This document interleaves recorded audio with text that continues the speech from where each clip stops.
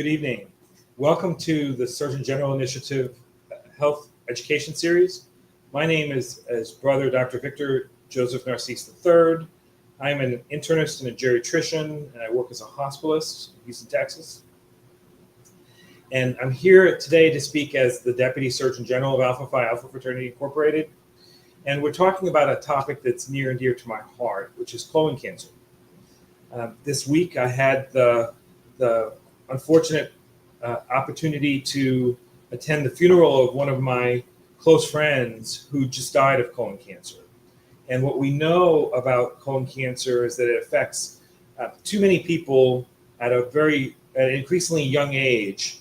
And unfortunately for individuals in the African American and Latino communities, it's individuals who look like us who are disproportionately affected with higher rates of cancer that are that show up, and the individuals in our community are not getting screened at an early enough age.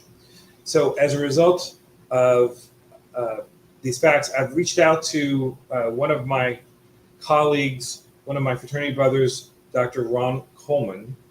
Brother Coleman initially was initiated into Alpha Phi Alpha in 1984 at Alcorn State University and attended Meharry Medical College thereafter.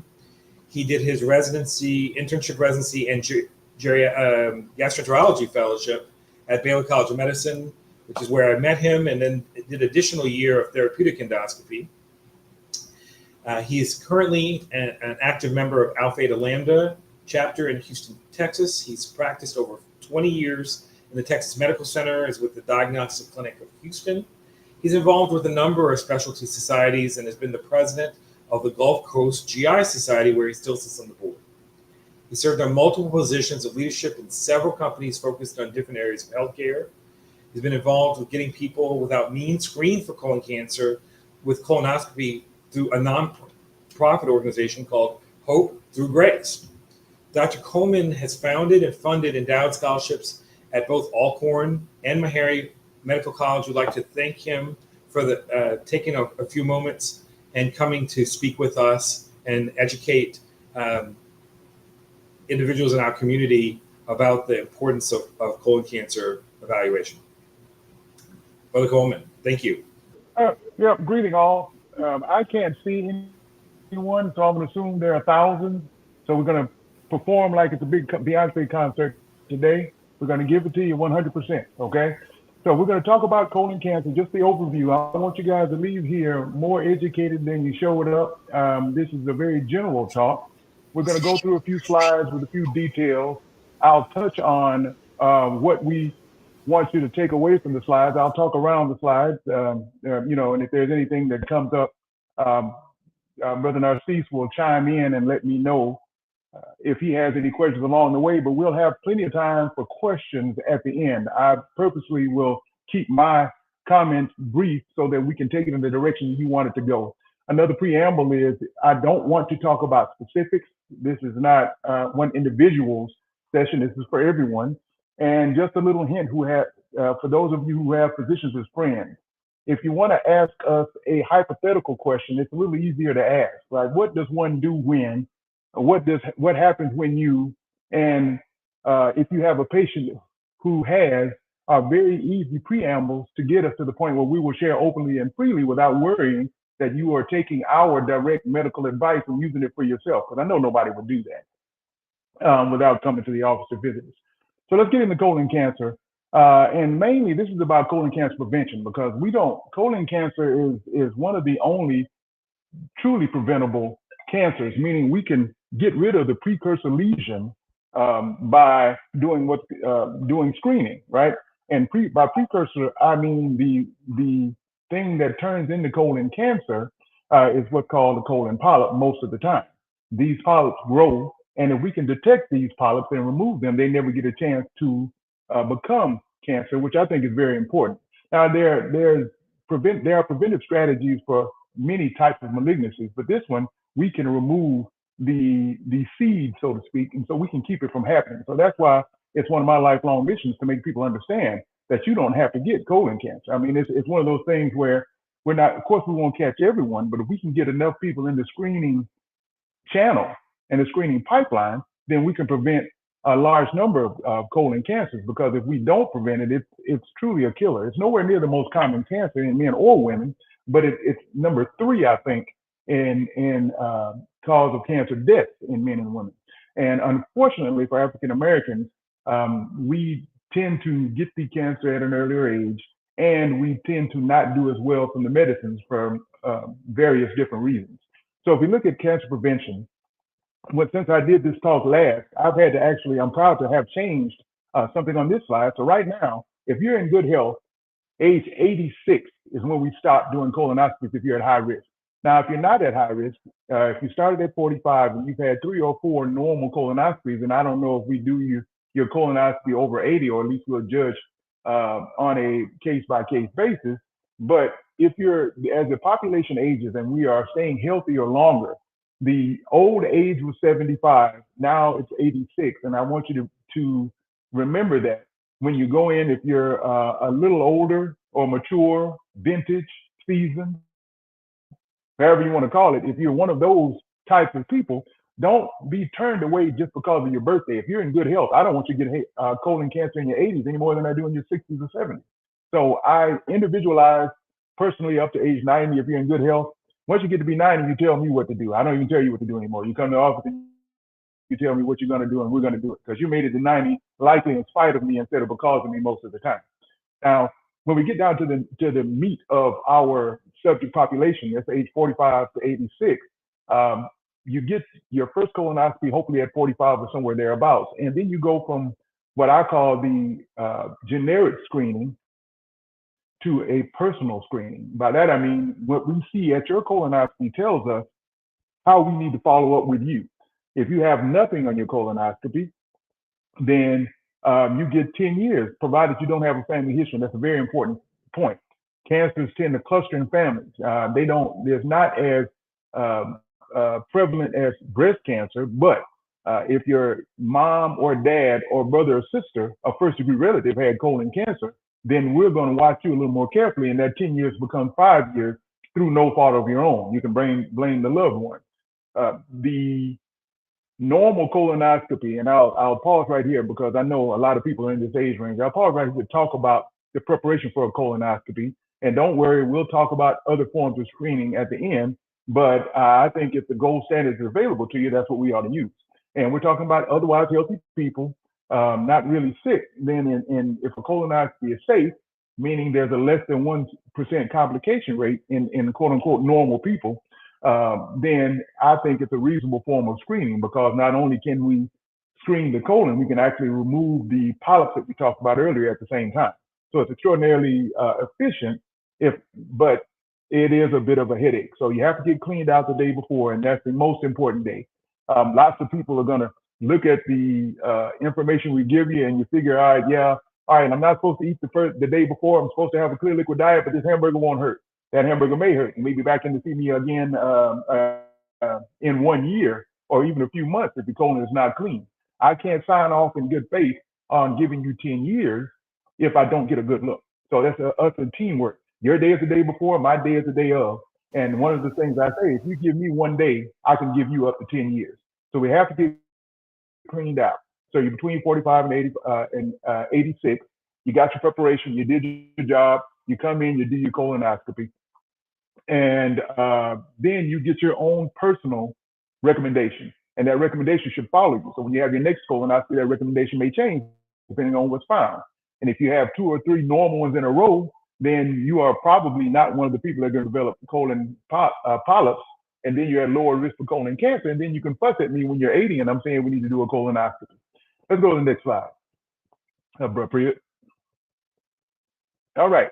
So 45 and below, and this is kind of a sticky area because we've noticed that cancers are increasing, colon cancers specifically are increasing in this age group. Now, while it's still a preventable disease, we don't have screening parameters for this age group. Now, some have talked about lowering it to 40, which will catch more, but we've diagnosed I personally have diagnosed colon cancer in people in their 20s, and that's disheartening. But the efficiency or effectiveness of a quote unquote screening tool, and when the population is that vast, for the very rare colon cancer is a struggle. And I don't envy the people making those recommendations for that group, because that's a more painful development because of the youth of the patient. But we don't have an effective screening for those folks unless they have a family history of certain diseases. Now, those people we can cull out, but the majority of these colon cancers are going to be what we call sporadic, and we don't have a good reason for that just yet. But stay tuned, because we're studying it. We were doing a better job in decreasing colon cancer overall, and matter of fact, the graph has shown that not only are the colon cancer rates going down, the incidence of colon cancer period is going down, and conversely, the main endpoint of colon cancer death, they're decreasing as well. So it's actually, we're doing a good job, but there's one group that we're not doing well with, and we seem to have plateaued, meaning we're not getting better and better. And I think part of that, at least a decent part of that, will be us getting people in to get screened. So that's the majority of what we're trying to do here. I want to make sure you understand that we need to prevent colon cancer, not treat it. Let's go to the next slide. So what we call non-modifiable risk factors are family history. So like family history is an important thing, and I'll pause again here to say that lots of people who have a family history of colon cancer have no idea because it was not discussed, and it's a cultural thing. When I grew up, the older people would whisper in the kitchen about a sick relative. That relative would pass, and the younger people would never know what they died of. And that doesn't help us as medical professionals, because if just to use a more common example, if your mama had diabetes, your daddy had diabetes, all your brothers and sisters got diabetes, guess what I'm going to look out for when you show up in the office? I'm going to look out for diabetes. Well, the same is true for malignancies, meaning we may want to watch you differently if we know your family history. Health-wise, it's another one of my enemies is us not discussing that. At family reunions, at Thanksgiving, it's okay to talk about what we're doing. And hopefully, maybe we can change some of that Thanksgiving dinner around based on the health of our family, because most of the people are going to have some of the same genetics, and then we're all looking at the same thing. So race is a one thing you can't change. And believe it or not, you cannot change it. And if you're an African American, you have a 20% higher chance of getting colon cancer. Gender, won't spend too much time on being able to change that. But if you're a male, you have 20% higher chance of getting colon cancer. And we talked about genetics, which go to family history. But there are certain genetic diseases, and there are certain diseases that can predispose you to having a higher rate of colon cancer. And those types of things, that's where we talk about free and open communication with your primary care physician. One of the next slide, please. One of the questions, Brother Yes, Coleman, if you go back, why is colon cancer seem to be more common in African Americans? Well, that's not known. Some of it has to be genetic, which we haven't sorted out, but a lot of it is probably the way we were raised from a diet standpoint. And when we go to the modifiable risk factors, we'll see some of the things we can change. Some of it is we don't know. I mean, that's the truth.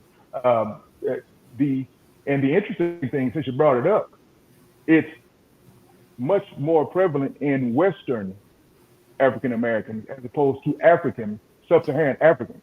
The rural there's an industrial component as well, meaning in industrialized nations and cities, there's a higher incidence of colon cancer than in rural areas. Like in sub-Saharan Africa, where it's rural and it's not as industrialized, they don't have nearly as much colon cancer as we do. Same thing in rural parts of China. The more industrialized parts of even those countries have more colon cancer. That's one of the downsides of our quote unquote evolution. We've evolved into some problems, and we live a little longer too. So that may play a part in it, but they don't have as much colon cancer, even if you take age out as a variable. Is there an access issue in those rural communities or not as industrialized communities? There's certainly looking because we don't have colonoscopies. That's 100% true. But even if you if you stratify the access problem out, it's still a higher incidence, meaning we're more likely. And it's not as simple as access. Access is a true problem, but it's not as simple as access. Even those with access, even those in higher socioeconomic groups, and some of that is not being willing to go get checked out, but it still seems to be more prevalent. All right, now we can try the next slide. Now, I don't mind spending more time talking about that. I just want to get through this and see what the people want us to talk about. All right, so what can you do? The first thing about it is getting checked, okay? So from when I say getting checked, I mean screening. Now, we'll come back to the types of screening here in a minute, but I want to go about modifiable risk factors.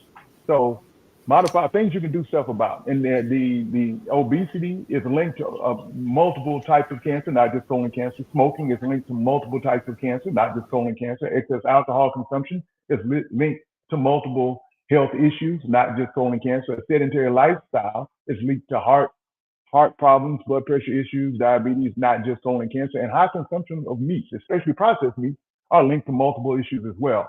So you'll see that doing the right thing when it comes to diet and exercise can really, really help prevent or stave off a lot of things. And colon cancer is just one of them. There are a few things that lots of studies going on about ways to try to reduce the amount of colon polyps, or the frequency of colon polyps, because we know the polyps are where the cancer comes from, the polyps. But none of them have been without risk enough to recommend generally. So I can't tell you that you may see on the internet, okay, people who take aspirin are less likely to get colon polyps. That is true. But they're also more likely to have GI bleeds, to have renal failures, and other things associated with aspirin. So if we're recommending things generally, it's very difficult for us to say, based on the data we have right now, that we should do prophylactic things as a general recommendation. And we're working hard to try to make that happen. So the way you eat and how active you are directly affects your health, and colon cancer is no exception. Now, as far as my slides go, I have one more, and then we're going to general comments, because I want to shout out one of my chapter brothers. Let's go to the next slide. So last week, we were able to get he's one of my chapter brothers. He has a great, outstanding haircut, and he received top quality care at our endoscopy center. And this is Brother Gilbert. He's a fellow physician, so no HIPAA laws are violated. He thought that it would be worth it for us to show everybody that look how happy he looks. I have great drugs. That's one thing I got to tell you. If you show up for your colonoscopy, you'll get high and great sleep. So that's one thing I can make up for. All right. It's going to be kind of an interesting day before, but you'll feel great after the procedure, no matter what you've heard, because some people like to tell bad stories. This is minutes after his colonoscopy. All right, we can dispense with the slides and talk to the people. Uh-oh. I can hear you, Brother Nasish. You're muted.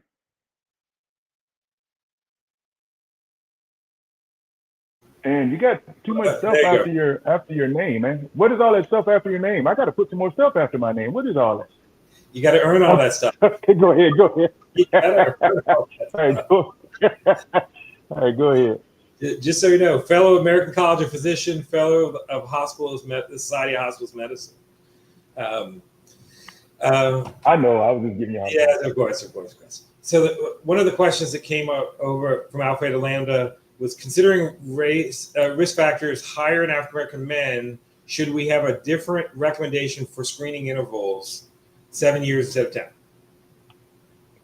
So Schubert showed up. Great job. All right, great question. All right, so we have to step back from trying to be specific, and when we make screening recommendations, we think about the global health, and the global health considerations come with a dollar figure attached to them. So when we shorten the interval, for one person, that's not that big a deal, but if you talk about millions of people, then that financial strain on healthcare means that people aren't readily willing to give you a shorter interval with a normal colonoscopy. And another thing to say is, we don't have any data saying that people who are getting screened are having more trouble. That data doesn't exist, meaning if you're doing the right thing, you're probably okay. If you're going in and getting your colon checked and we find polyps, and we put you on a different screening regimen, you'll probably be okay. It's when we don't go, that's when we get into more of that trouble. And unfortunately, I don't have data to say, hey, we're finding people who are in a normal and good screening regimen, we're finding more cancer in those folks. What'll happen? So say, for instance, you come in and you have what we call tubular adenomas of the precancerous polyps. Now, I don't like the term precancer because precancerous sounds like cancer was on its way. Truth be told, only 25% of the polyps will turn into cancer over time. But the precancer is not like preschool and then you go to school. We take those polyps out, but we know if you make those polyps, you can make more of them. So what we try to do is put you on a different regimen. So say, for instance, I do a colonoscopy, we have a few polyps, we come back in 5 years. Well, say if you come back in 5 years and you have more polyps than we did the last time we did it, I'll shorten your interval to 3 or 4 years, depending. Or if you have a dangerous polyp, we're going to shorten your interval. So right now you're getting personalized screening based on what we found, and we're going to take you out of that mix of somebody who's likely to get colon cancer because we're not going to let that happen. Most of us tend to be conservative. I mean, GI guys. I mean, we're relatively cavalier when it comes to procedures, but we're conservative when it comes to risk. Meaning we're not going to put you at risk if we can help you. So that question is a really good question, but for the global recommendation, we don't have enough information, I think, to recommend reducing or shortening the screening list for a normal colon. Are there symptoms that a regular person would need to watch out for that might indicate that they're having problems, that there are polyps, that there's a early cancer or something along these lines? No, good question. Good question. So say, for instance, we have somebody like Brother Gilbert who had a normal, a pristine colon. It was magazine quality. Matter of fact, he's in the running for colon of the month.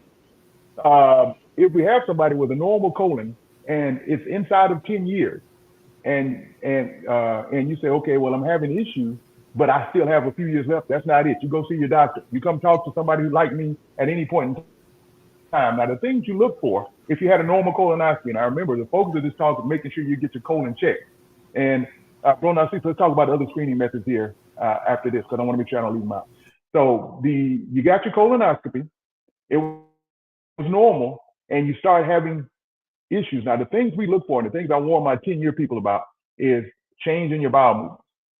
As these birthdays tick by, things can slow down, but you don't want to have significant changes in your bowel movements one way or the other without talking to somebody who does what I do, because we may decide to shorten that interval and look again. Another thing is blood in the stool. If you have blood in the stool, something may have happened in the interim. Remember, the 10 years is what we think it takes to go from nothing to a colon cancer. So we think we're good, but that doesn't mean everything is going to stay the same. You're going to continue to evolve as a human, and these birthdays are going to continue to tick by. If you have that, and this is a very interesting one that people don't think about. It goes back to my preamble.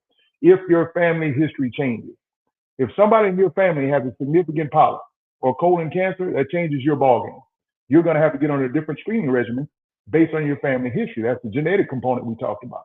So we want to make sure that you are having an up-to-date screening regimen. I get people who come too early and they're happy to hear that we can put them off for another year. We'll look at everything. We'll look at blood work. If there are no changes and you're in good health, I'm confident that we can, keep our normal screening interval. If one of those things changes, we may decide to move it up a year or 2 or 5, depending on what you present with.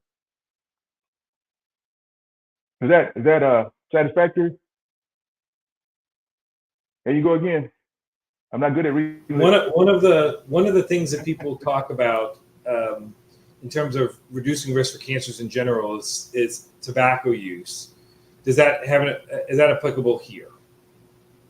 It is applicable here, and that's one of those lifestyle things that we had on the modifiable risk factors. If you're a smoker, you're more likely to get all types of health issues, but colon cancer is one of them. And we try. All right, there are signs and symptoms of colon cancer on those that don't get screened, and I don't like to spend a lot of time on that because I can't help you if the cancer is big or advanced at that point. We're trying to prevent that.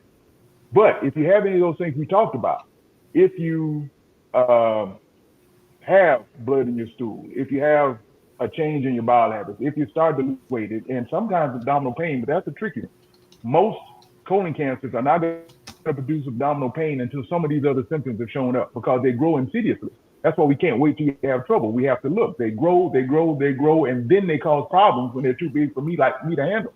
Then we're talking about surgery, we're talking about chemotherapy and things that are not only beyond the scope of this conversation, things we want to prevent you from ever having to know what they feel like. So getting screened is the main thing. And let's go ahead and talk about the types of screening. I'm a gastroenterologist. I'm a colonoscopist. So of course, you go to a guy who does that. I'm going to report that as what you should have. But I will say, in a non-biased fashion, it's the gold standard for screening for colon cancer. There are stool tests out there. The stool tests that and Cologuard is one of them that everybody's probably heard of because they have the most commercials. They are designed to find some of the abnormal DNA that occurs in the polyp. But it's very important that you realize my test could be every 10 years. That has to be every 3 years. And it needs to be a full bowel movement sent in, because that if you don't do those things, meaning if it's over every 3 years and you don't have a full bowel, that it decreases the effectiveness of that test. And my test is not foolproof. It's in the high 90s. That test is closer to 90% as far as identifying significant lesions. And unfortunately, if it's wrong, it's catastrophic. So that's the only way. I do use it in my practice.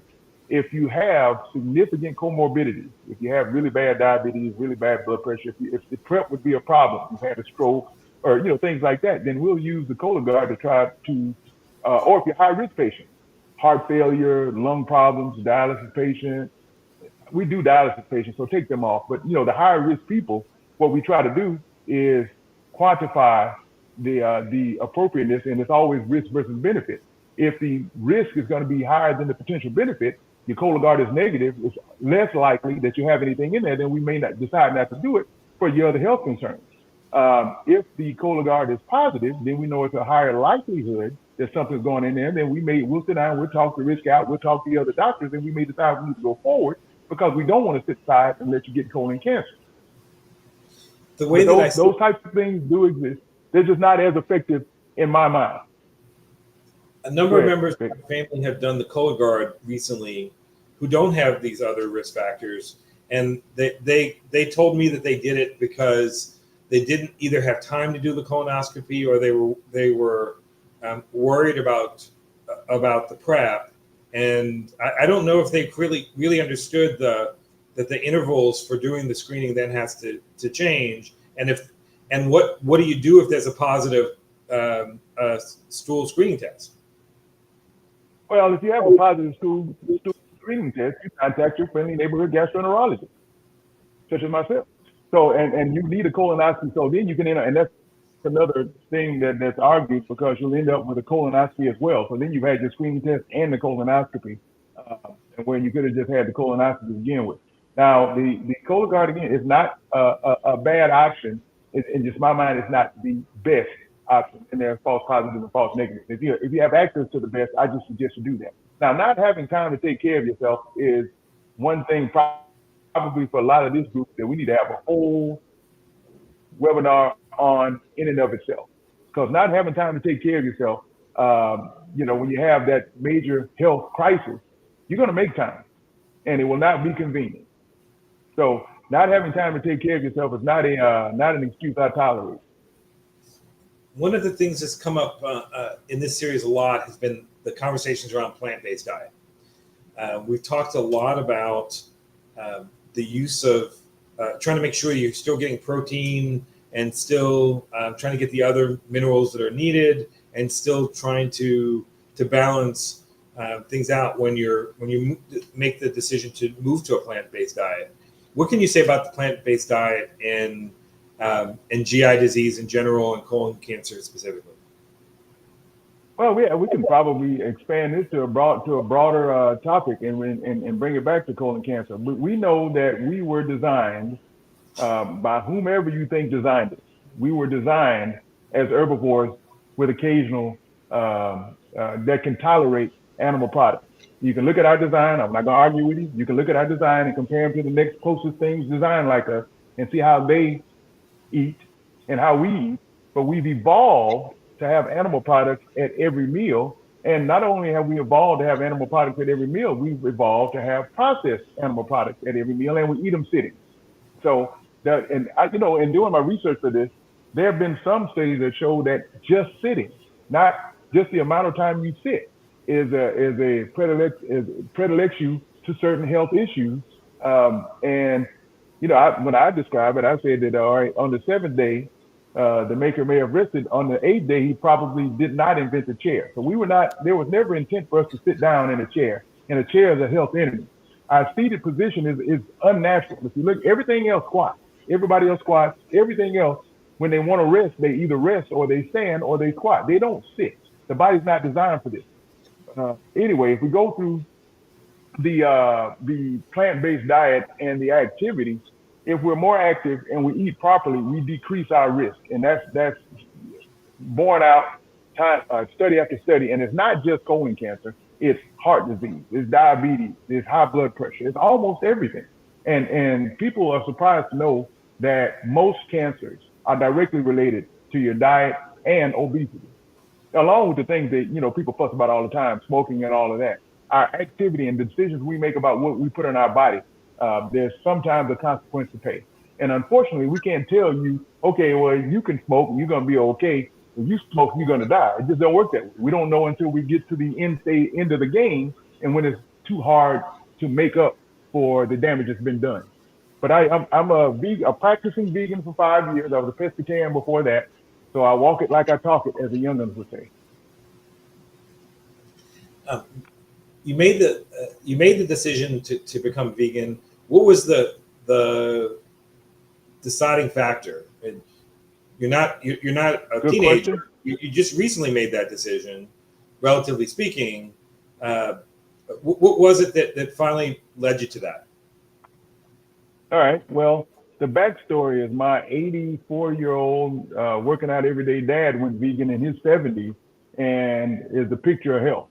So I was a pescatarian before. I'm from Mississippi. For those who don't know, I'm from Mississippi. And back in Mississippi, we had our meat with a side of meat. So I would have a pork chop as a side to my steak. So I mean, and I can't go home. I can't say it at home. So don't tell anybody in Mississippi that I'm vegan. So the more you learn, the more, is read and heed. And what my dad told me. My dad told me a book that I literally took around the world. He gave it to me about the, I won't say evils, but the consequences of overindulging in animal products and what it does. And then I did some research. So this is in book form, and it was meant for lay people. Being scientists, as I call myself a scientist, I went and did some research on my own.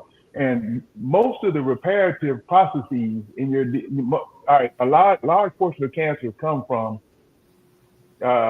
repair issues in your DNA. Your DNA, I don't want to get too deep, but your body makes mistakes, but your body cleans them up. They clean them up and get them out of the way.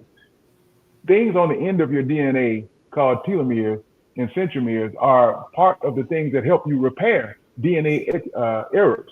Those things get short when you have a diet high in animal products and processed foods. They've proven that if you go to a plant-based diet, those things will elongate.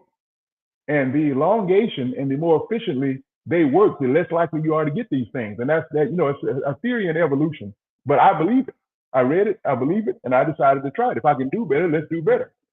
Fortunately for me, it was COVID and the world shut down, so I got to start playing around in the kitchen a little bit when I decided to do it. And it actually worked out for me. And I can. Now, being a teetotaler vegan is, that's extreme. It's a bit much, I'll admit that.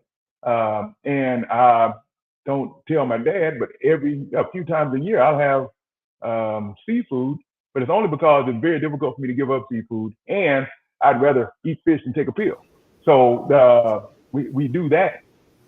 What we ask is people have a plant-based diet. I don't try to make anybody a vegan. That's a big step. But I want them to be considered, to really consider, do they need meat with every meal? Do they need meat every day? And consider their design and their health when they're making their dietary choices.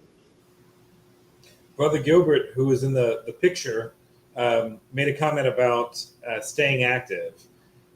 There's for a number of disease modalities, starting with even just 15 minutes a couple times a week is a great place to start your activity. But we're obviously trying to get people up to something on the neighborhood of 30 minutes of physical activity every single day.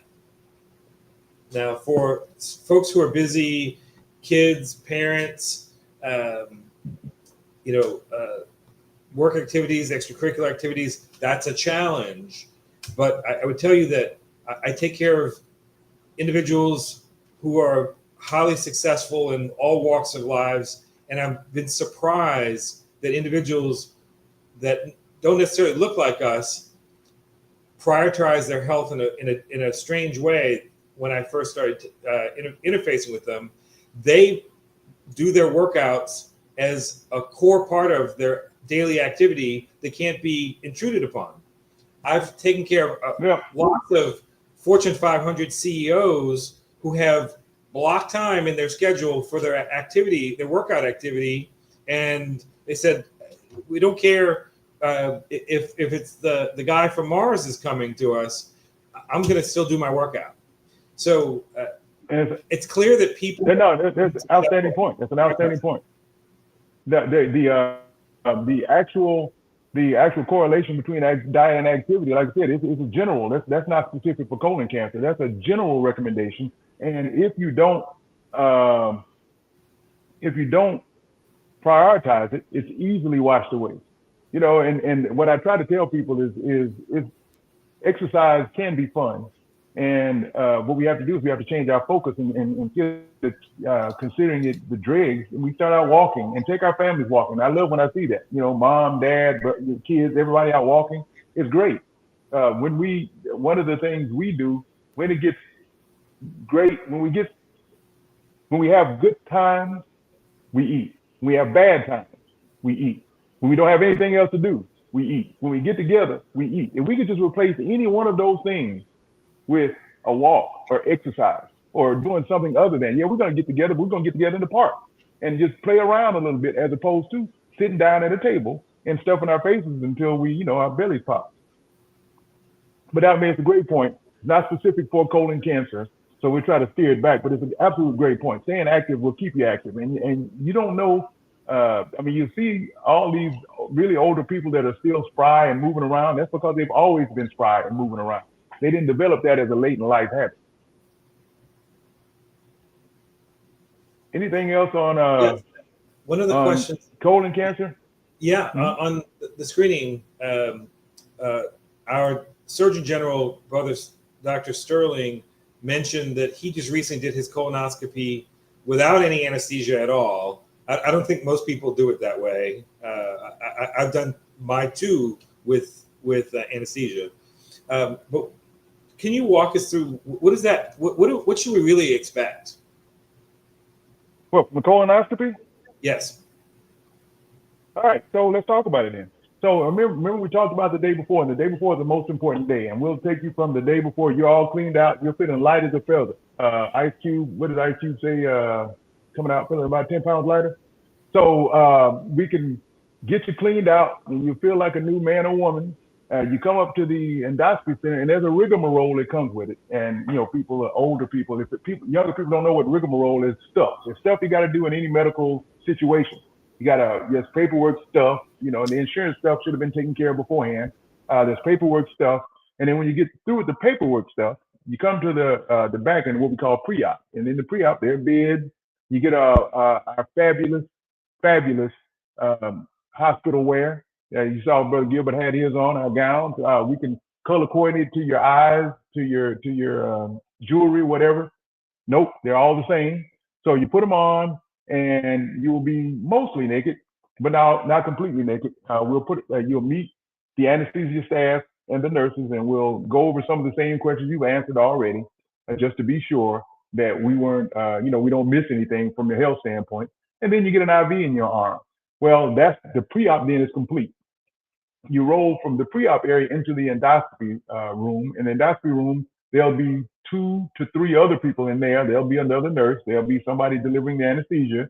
There'll be a technician that helps me specifically. And then there'll be me or your gastroenterologist. And then you are the star of the show. And everybody's there on your behalf. So you get medicine, and we typically will use propofol now. Yes, it's a Michael Jackson drug, but it's a wonderful medicine when it comes to sleep and being quick acting. So as long as you don't have that particular situation, I highly recommend it. I had my first colonoscopy without medicine. I had my second one with medicine. The next one, which is due this year, guaranteed I'll have propofol again. Now, as far as the procedure goes, you go to sleep. So we tell you, hey, raise your hand when you go to sleep. Nobody ever does. I don't know why. But once you're asleep, we go ahead and get started. And 20 minutes later, if you behave, we're done. We'll tell you what we see right afterward. If I have to do biopsies or remove a polyp, then it sometimes take a week or so to get back, and we'll give you those results as well. Now, I personally like to talk to my patients beforehand. We'll go over everything you guys heard today. We'll see if there are any questions. And I don't like to meet my patients naked. So we talk to you beforehand. So at least there's somebody you know in the room, as opposed to all these strangers I just talked about. There's somebody you know in the room. I'll know the situation. You'll know the situation. And when we finish up, depending on what we find, sometimes, and I never mind it, but like you said, Bro Narcisse, people don't have the quote unquote time, but I like to debrief. We found this number of polyps. These are where we found the polyps. This is what this means for you. This is what it means for your family. This is when we need to follow up, because I'm not like your regular doctor. You don't see me once, twice, or yearly, or once or twice a year. You see me every few years, and I want you to know how important it is that you keep that. So I feel like if I say it 2 or 3 times, it'll stick and it'll be somewhere back there. And that's what we want to focus on from a follow-up standpoint, because years is a long time, right? One of the questions that's come up is, would cancer of the appendix affect your risk of colon cancer?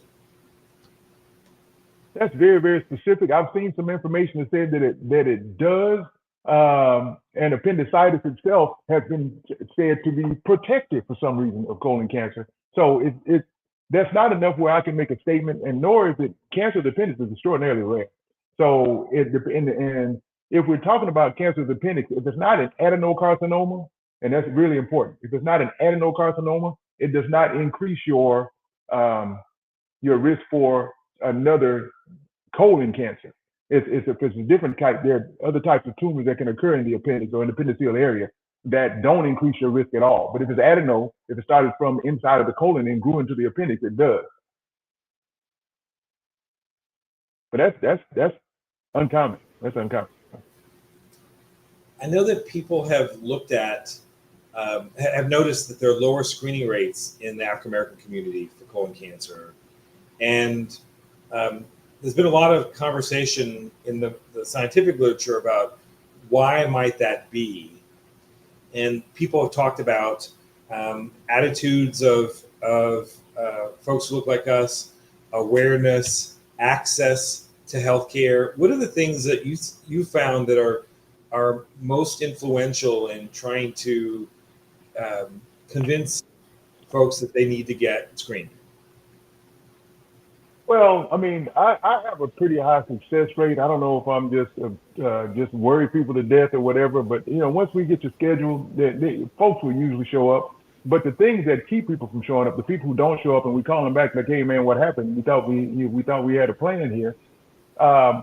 Finances are a big deal, right? And if it's not just access, it's the ability to pay what your insurer says you have to pay. Now, screening, thank you, ex-President Obama, should be covered, but not everybody needs a colonoscopy for screening. Matter of fact, if you have a screening colonoscopy, there's some insurers that will, if we find a polyp or something, of course it's our obligation to remove it.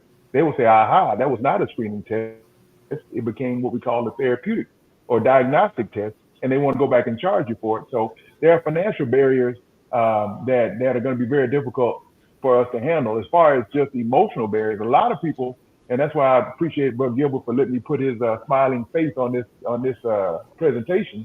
A lot of people have the misconception that it's uncomfortable. Now that's dying out. I don't hear it that much anymore.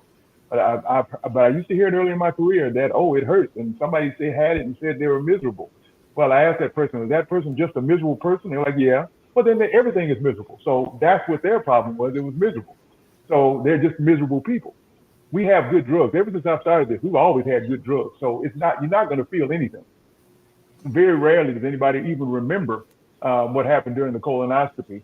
They'll remember talking to us, maybe hearing a nice tune or so in the background, and then we're waking up in recovery talking about go home. The prep is not fun, but the way I designed mine is and what people don't want, you have to understand, if you give me the whole day and don't try to cram it into a little while, it's very, very manageable. I suggest that you have access to a bathroom. I don't suggest that You go shopping after you take your first dose of prep. I don't suggest that you have a bunch of people over. I suggest that you focus on that. Give me that date. Get all cleaned out, and then your job is done. I've had people talk about the invasiveness of the procedure from the actual insertion of and it's a nice size scope now. The thing is 4.5, 5 feet long into the colon, but you don't know anything about it. And I am forbidden, except for Brother Gilbert, I am forbidden for telling anybody it happened. So what are you worried about? I can't tell anybody. So you can tell everybody. I can't tell anybody. So that all of those things I think are just people blowing smoke and looking for an excuse. Now, smart people, and that's why that's the problem with dealing with the men of Alpha Phi Alpha, I'll say proudly, too darn smart for their own good sometimes. Well, I heard this, and what about that, and what about this? Nope, these are the facts. What you're getting here are the facts. You can smart your way into a whole bunch of trouble, or you can be obedient for once and stay out of trouble. If you had your choice, would you do your colonoscopy in the morning or in the afternoon? It depends. Honestly, I did do mine in the afternoon because I'm stupid like y'all, and I want to get some work done or something in the morning. So I don't do it. I get up. I do. Last one I worked in the morning. I was actually doing procedures, and in the afternoon I had my colonoscopy. A couple shout outs but it does. Brother Dr. Gilbert and Brother Dr. Johnson, Farrell Johnson, who have been longtime supporters of the series. Brother Gilbert mentions about taking the propofol, and he slept through it, woke up, and it was all done. Didn't remember any of it, except for the picture. Yeah, I mean, and the thing is, if you have a mental block that's such you can't get past that, then do the Cologuard. I mean, do something. The bottom line is we need to identify people who need help. From a policy perspective, I know that there have been attempts that people have made. If you pay for the screening colonoscopy, does that reduce the disparities? And some states have had great success partnering the access to the screening, financial access, availability of the access, with a nurse navigator and a campaign that increased awareness using church-based groups. They were actually able to bring that community's screening colonoscopy acceptance rate up to the same level as other communities, and they've had great success. And that's been proven. And when you get the insurers and government behind it, and I've had the rare occasion where people showed up because the insurance company told them to get the colonoscopy done, and I think that's outstanding. I mean, it does happen. Now, the bottom line is, I go back to the pre-colonoscopy screening era. That's how long I've been practicing. And we used to have to come up with reasons to get the colonoscopy done. People would come in, I'd be really worried about them. And I'd ask my question like, so you are having some changes in your stool, huh? You seen a little blood maybe in your stool? You think maybe you've seen, or you've had a little, okay, so we had to do that kind of, we had to do that kind of thing, to try to get, because I needed the procedure done and I needed to pay for it. I know the patient couldn't pay for it.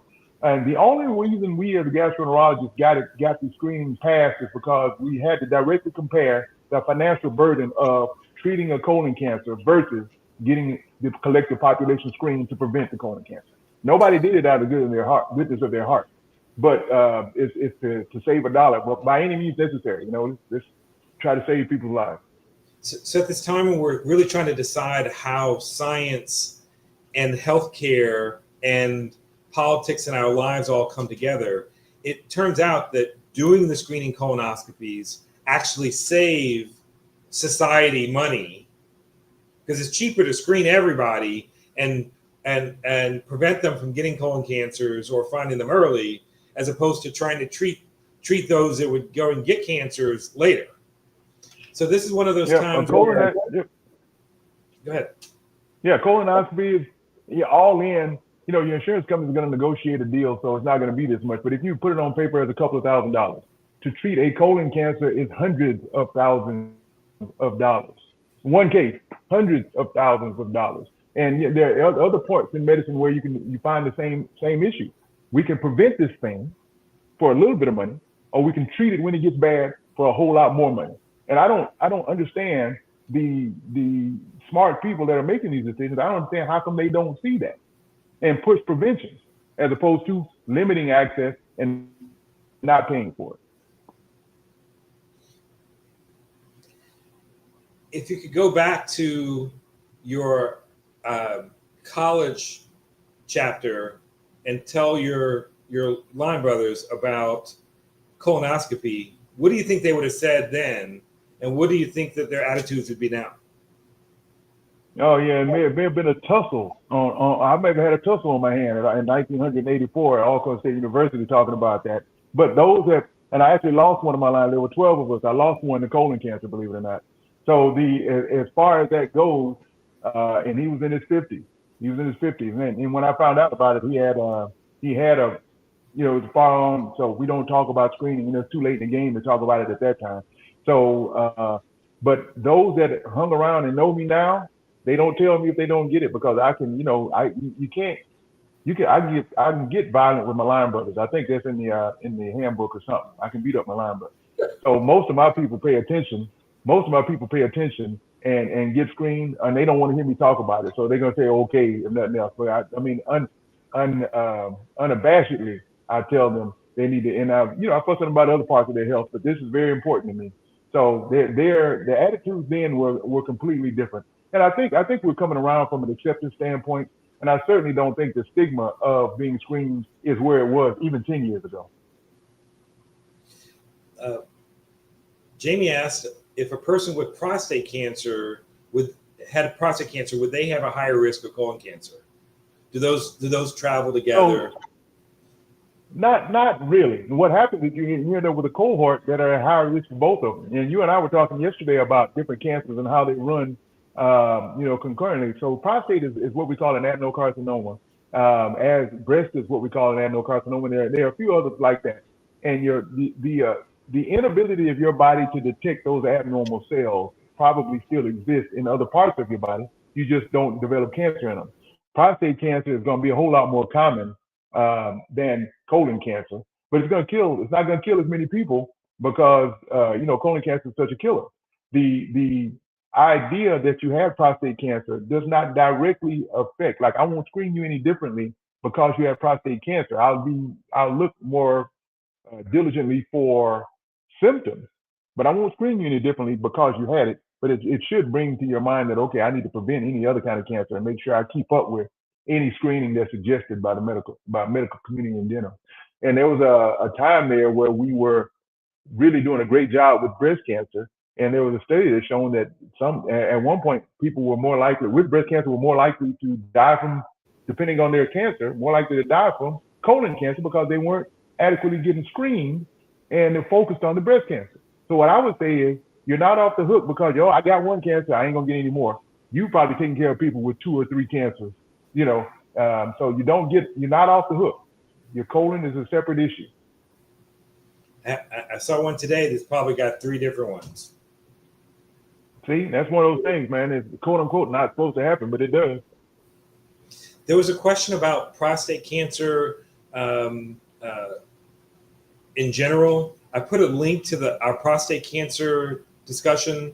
We do a number of discussions over the course of the year. We want to hear from you. If there are topics that you want to hear about, drop that in our chats, and we'll be happy to locate one of our team members, one of our brothers who actually has a lot of expertise in that area, and we'll be happy to sit down and have a chat. This is important because these topics are the things that we deal with on a regular basis. We're getting close to go ahead, Coleman. Yeah, yes. No, I was going to say we like healthcare for your doctor. So I tell people to go in, and this is a general recommendation, more for your general doctor than your gastroenterologist, unless you have a bunch of stomach trouble. Generally speaking, we would prefer to prevent than to fix. I think I'm speaking for most physicians. I'd much rather to keep you from having trouble than you show up and then we got a mess to clean up. So discussing things, go see your doctor when you're not sick. Please go see him, because when you come in sick, I got to worry about the sick. I can't tell you how to prevent stuff. So go see your doctor when you're not sick so we can talk about prevention and things you can do. You can talk about your diet. You can talk about what it means. And with diseases we can't cure, we know that people do better. They're healthier and their quality of life are higher if they get to discuss it with a physician on a regular basis.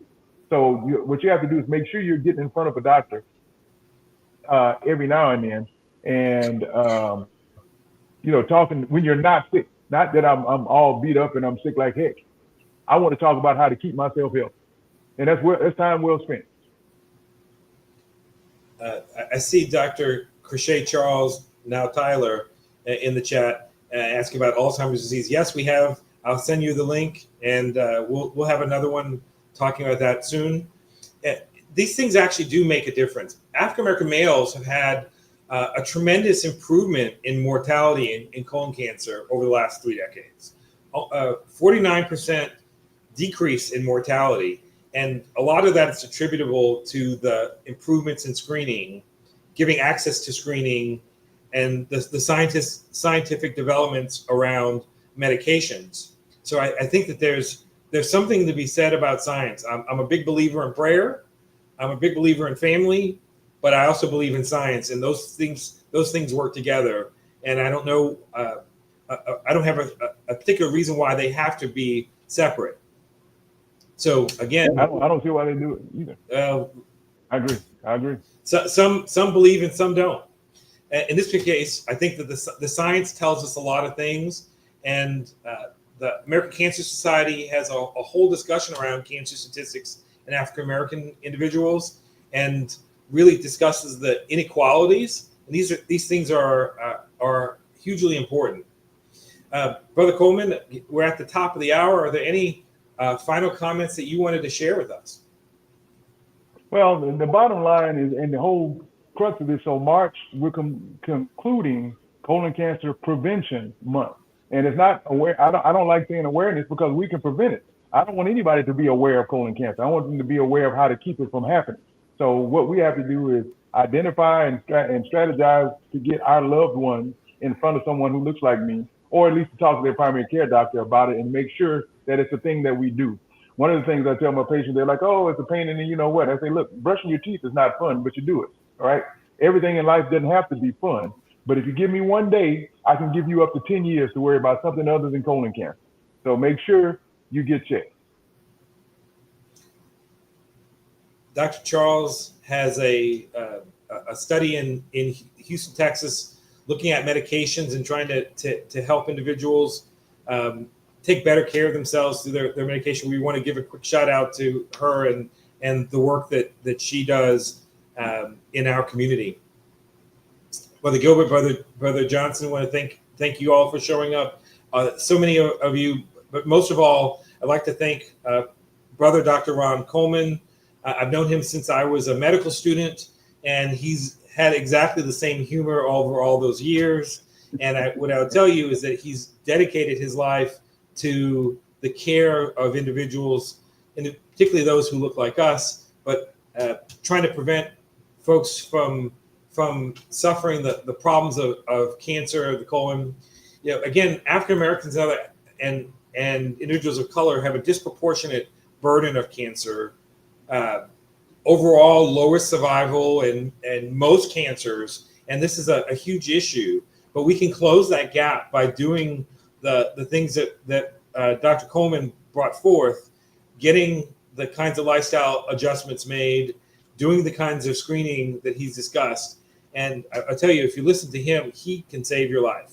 I wish that there are more people who would follow his suggestions. I'm trying every day to get closer and closer to the kinds of things that he's brought forth. But he's a good guy. If you're looking for a gastroenterologist in Houston, Texas, you can't look further than Dr. Coleman if you're looking for great care and great humor.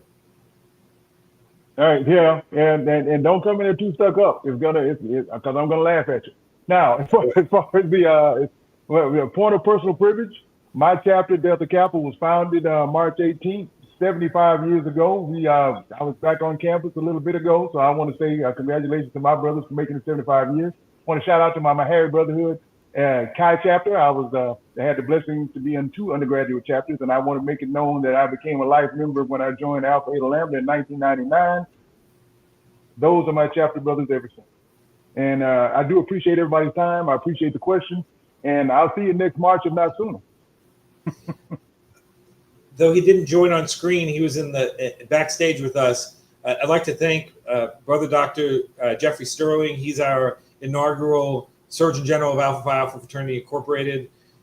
This initiative couldn't take place without the support of our General President, Brother Metellus. And we really thank you all for taking time. We'll be back next time. But in the meantime, all of our archive videos are on the Alpha Phi Alpha Sphinx TV channel, and you can find them there. I'll drop those in the link in the chat momentarily. In the meantime, have a great night. God bless, and stay well. Thank you all.